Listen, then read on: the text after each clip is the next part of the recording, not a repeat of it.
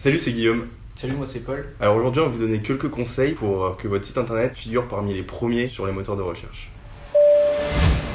Vous n'êtes pas sans savoir que le site internet reste la meilleure manière d'accroître sa visibilité et par la suite son chiffre d'affaires. Pour cela, on distingue deux manières d'accroître cette visibilité, le référencement dit naturel et le référencement dit payant. Alors le référencement naturel, en fait, ça va être toutes les techniques et les méthodes que vous allez pouvoir appliquer sur vos pages, sur votre site internet en fait, pour que lorsqu'un utilisateur tape un mot-clé sur internet, votre site apparaisse en première page. Les moteurs de recherche, ils ont mis en place des plateformes payantes où vous pouvez du coup enchérir sur les mots-clés que les utilisateurs vont taper pour que votre site apparaisse en première page. Pour préciser quelle méthode on peut mettre en application pour référencer au mieux une page avec le référencement naturel, on va s'appuyer sur deux algorithmes. Le premier a été créé par Google en 2013 et il s'appelle The Hummingbird.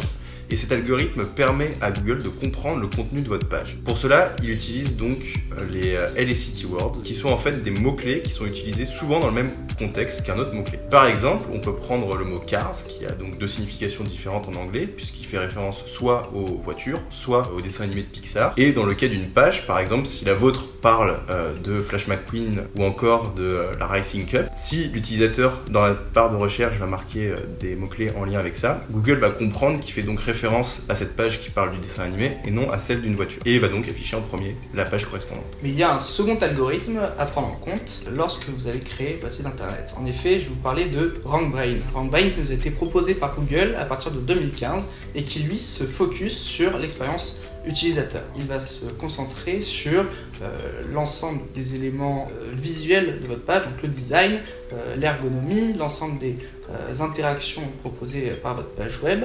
Et si je surfe sur mon site internet de la junior entreprise par exemple, et que au bout d'une dizaine de secondes je fais autre chose, donc je vais sur un autre site, l'algorithme va prendre en compte cette démarche de ma part et va considérer que le contenu qu'il m'était proposé n'est pas adapté à ma recherche. Pour conclure, pour améliorer votre référencement naturel, il faut se baser sur deux choses effectivement. D'abord, le contenu de votre page, est-ce qu'il décrit bien, il donne bien du contexte à Google pour que votre page soit comprise par l'algorithme. Et aussi finalement, l'ergonomie de votre site, c'est-à-dire est-ce que en fonction de la résolution de l'écran, le site, les éléments s'affichent de manière fluide ou pas, pour que vous puissiez proposer la meilleure expérience utilisateur sur votre site internet.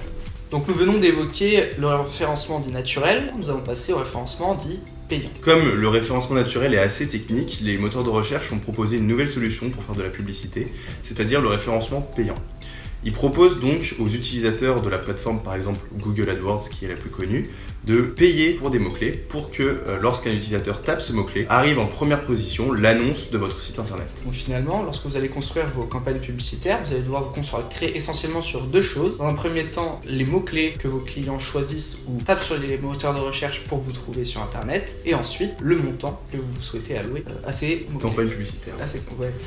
Pour conclure, la problématique du site internet ne doit pas rester cantonnée au pôle système d'information, elle doit être ouverte à tous les pôles de la junior entreprise, notamment par exemple la communication avec qui il est possible de mettre très facilement en place des synergies communes. Le pôle communication peut gérer donc les réseaux sociaux et rediriger des utilisateurs potentiels sur le site internet. Ils vont donner plus de visibilité à votre site. J'ajouterais même qu'il va de la responsabilité de chacun et de chaque pôle d'ajouter du contenu et de sensibiliser à ces problématiques de mots-clés. Pour un dernier mot et illustrer la réussite de cette stratégie, je peux vous parler par exemple qu'en tant que commercial, je suis souvent amené à repréciser lors d'entretiens avec des clients que nous sommes une association et une junior entreprise, puisque notre site internet arrive bien souvent devant les professionnels sur les moteurs de recherche. Maintenant, vous avez toutes les clés en main pour pouvoir référencer au mieux votre site et gagner en visibilité sur internet. Si vous voulez en savoir plus, n'hésitez pas à nous suivre sur YouTube et sur les réseaux sociaux et même à regarder nos prochaines vidéos.